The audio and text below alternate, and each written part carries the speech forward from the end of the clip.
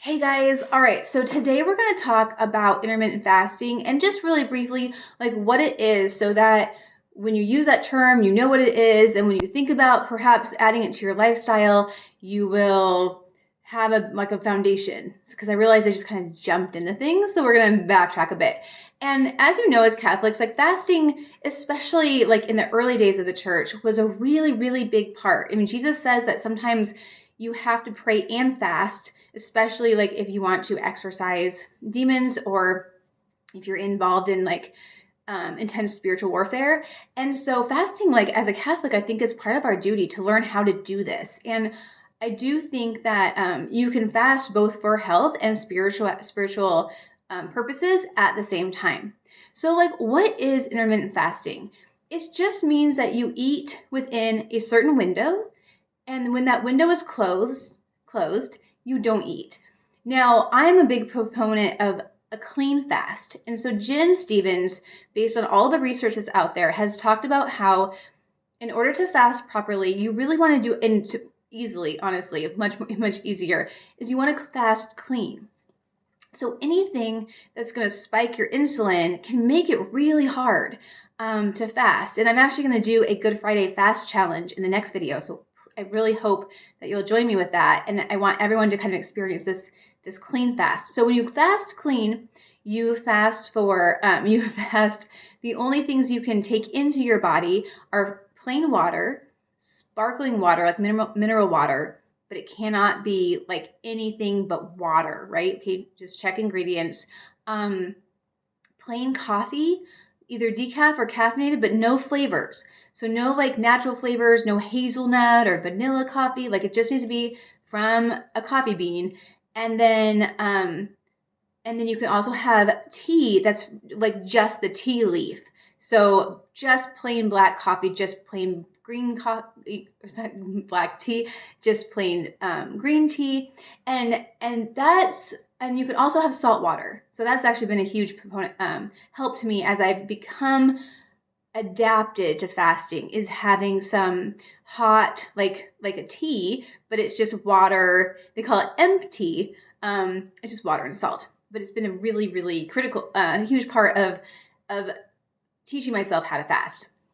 Especially, I just did a 24-hour fast yesterday, and that water, that salty water, got me through it. And I use I'll link below the salt that I use. Is it a Redmond Real Salt? It's from Utah, and it has like 80 minerals in it. So it's like electrolytes, but without having to take an electrolyte drink that could possibly break your fast, depending on what's in it.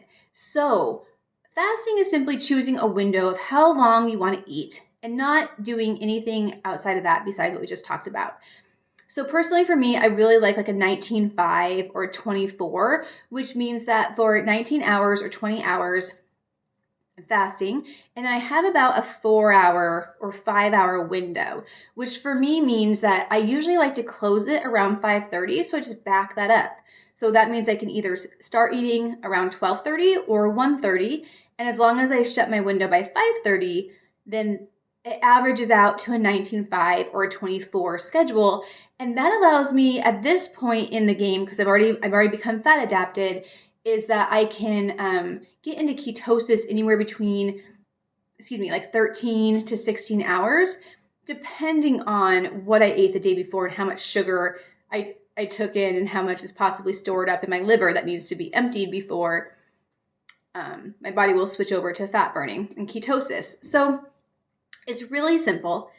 Fasting is free, it's simple, and like I said, there's a lot of spiritual benefits to fasting, and I think that as our bodies are a temple, it's also just a beautiful way, especially like when you, not only for like fat loss, but really to like get into autophagy and cell renewal, which is the same thing, and teaching our bodies to run on ketones, and it's just this really cool thing that we as Catholics can do to really honor the body that God's given us. And also just, it really helps with a lot of other benefits, but we can talk about those in another video. So just basically intermittent fasting in a nutshell is choosing an eating window. I'm not going to talk about like alternate day fasting right now. We can get into that in another video. I did it once. And I probably will do it again, but not currently. And